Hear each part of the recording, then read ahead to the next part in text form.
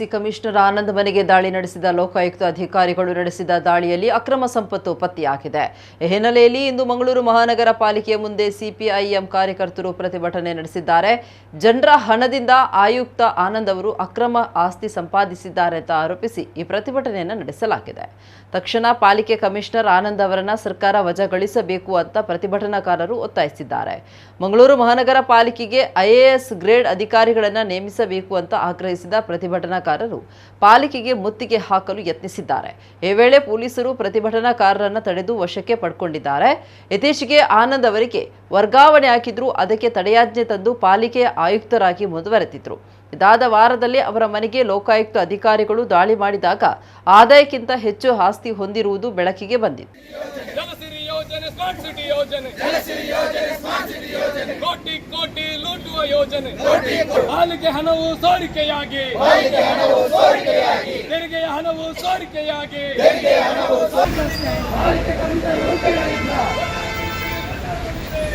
ಪ್ರತಿಯೊಂದು ಕೆಲಸವ, ಪಾಲಿಕೆ ವ್ಯಾಪ್ತಿಯ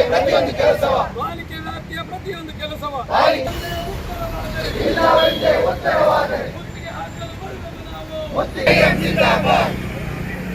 ಇಲ್ಲಿ ಸೇರಿದಂತ ಪ್ರಜ್ಞಾವಂತ ನಾಗರಿಕರೇ, ಸಿಪಿಎಂ ಮಂಗಳೂರು ಜನರ ತೆರಿಗೆಯ ಹಣವನ್ನ ಮಂಗಳೂರಿನ ಅಭಿವೃದ್ಧಿಗೆ ಒಳಪಡಿಸದೆ ಅಥವಾ ಇಲ್ಲಿ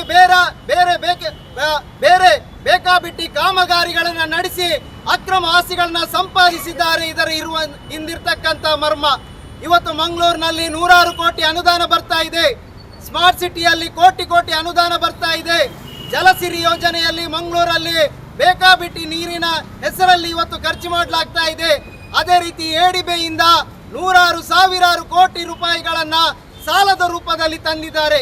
ಈ ಎಲ್ಲ ಹಣವನ್ನ ಇವತ್ತು ಮಂಗಳೂರು ನಗರದ ಅಭಿವೃದ್ಧಿಗೆ ಬಳಕೆ ಮಾಡುವ ಬದಲಾಗಿ ಇವತ್ತು ಕಮಿಷನರ್ ಅವರ ಜೇಬು ತುಂಬಿಸಲಿಕ್ಕೆ, ಅಕ್ರಮ ಆಸ್ತಿಗಳನ್ನ ಸಂಪಾದನೆ ಮಾಡಲಿಕ್ಕೆ ಇವತ್ತು ಬಳಕೆ ಮಾಡ್ತಾ ಇದ್ದಾರೆ. ಮಂಗಳೂರಿನ ಜನರು ಮಹಾನಗರವನ್ನ ನಡೆಸ್ತಾರೆ, ಮಂಗಳೂರಿನ ಜನರು ಈ ಪಾಲಿಕೆಯನ್ನ ಮುನ್ನಡೆಸ್ತಾರೆ ಅಂತ ಹೇಳ್ತಾ ಇದ್ದೇವೆ. ಏನೋ ಬೀದಿ ವ್ಯಾಪಾರಸ್ಥರ ಹೋರಾಟ ನಡೆಯುವಂತ ಸಂದರ್ಭದಲ್ಲಿ ನೀವು ಕೇಳಿದ್ರೇನು? ಏನು ಕೇಳಿದ್ರು? ಬೀದಿ ವ್ಯಾಪಾರಿಗಳಿಗೆ ಒಬ್ಬೊಬ್ಬ ಬಡ ಬೀದಿ ವ್ಯಾಪಾರಿಗಳಿಂದ ಲಕ್ಷಾಂತರ ರೂಪಾಯಿ ತಗೊಂಡಿದ್ರು. ಲಕ್ಷಾಂತರ ರೂಪಾಯಿ ಪಡೆದಿದ್ರೆ ಅದು ನಿಮ್ಮ ಜೇಬಲ್ಲಿದೆ, ನಿಮ್ಮ ಅಕೌಂಟ್ ಅಲ್ಲಿ ಇದೆ, ನಿಮ್ಮ ಆಸ್ತಿ ಪತ್ರದಲ್ಲಿ ಕಾಣ್ತಾ ಇದೆ. ಬಡವರ ಬಗ್ಗೆ ಕಾಳಜಿ ಇಲ್ಲದಂತ, ಮಂಗಳೂರಿನ ಅಭಿವೃದ್ಧಿಯ ಬಗ್ಗೆ ಕಾಳಜಿ ಇಲ್ಲಂತ, ಕೇವಲ ಹಣವನ್ನ ಲೂಟಿ ಮಾಡತಕ್ಕಂತ ಒಂದೇ ಉದ್ದೇಶಕ್ಕೆ ಆನಂದ್ ಸಿಯಲ್ಲಿ ಇವರು ಆಯುಕ್ತರಾಗಿ ಮಂಗಳೂರಲ್ಲಿ ಇದ್ದಾರೆ. ಅವರ ಹಿಂದಿರ್ತಕ್ಕಂತ ಯಾರ್ಯಾರು ಸಚಿವರಿದ್ದಾರೆ, ಸರ್ಕಾರದ ಪ್ರಭಾವಿಗಳು ಯಾರ್ಯಾರಿದ್ದಾರೆ, ಎಲ್ಲವೂ ಇವತ್ತು ಅವರ ತಡೆಯಾಜ್ಞೆ ಬಂದಿರತಕ್ಕಂಥದ್ದು. ಅವರು ಮತ್ತೆ ಲೋಕಾಯುಕ್ತ ದಾಳಿಯಾದ ನಂತರ ಕೂಡ ಇಲ್ಲಿ ಮುಂದುವರಿತಕ್ಕಂಥದ್ದು. ಕಾಂಗ್ರೆಸ್ ಮತ್ತು ಬಿಜೆಪಿ ಸಮಾನವಾಗಿ, ಕಾಂಗ್ರೆಸ್ ಮತ್ತು ಬಿಜೆಪಿಯಲ್ಲಿ ಇರ್ತಕ್ಕಂಥ ಪ್ರಭಾವಿಗಳು ಆನಂದ್ ಸಿಎಲ್ ಜೊತೆಯಲ್ಲಿ ಇದ್ದಾರೆ ಅನ್ನುವಂಥದ್ದು ಇವತ್ತು ಸಾಬೀತಾಗ್ತಾ ಇದೆ. ಆನಂದ್ ಸಿಎಲ್ ನ ಜೊತೆಯಲ್ಲಿ ಬಿಜೆಪಿಯ ಕಾಂಗ್ರೆಸ್ನ ಎಷ್ಟೇ ಪ್ರಭಾವಿಗಳು ಇದ್ರೂ ಕೂಡ ಸಿಪಿಐಎಂ ಪಕ್ಷ ಮಂಗಳೂರಿನ ಮಹಾಜನರನ್ನ ಒಂದುಗೂಡಿಸಿ ಆನಂದ್ ಸಿಎಲ್ ನ ವಿರುದ್ಧ ಹೋರಾಟ ಮಾಡ್ತೇವೆ.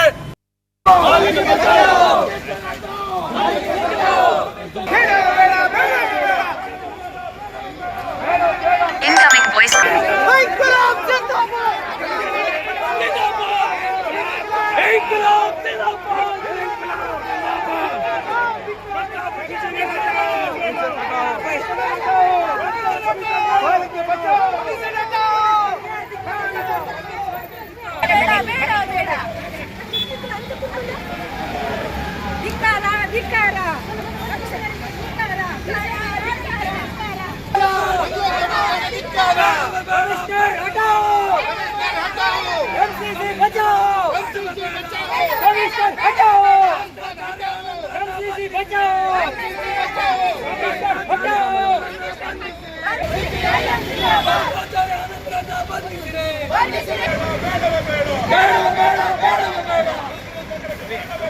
ಮಂಗಳೂರು ನಗರಕ್ಕೆ ಬೇಡ.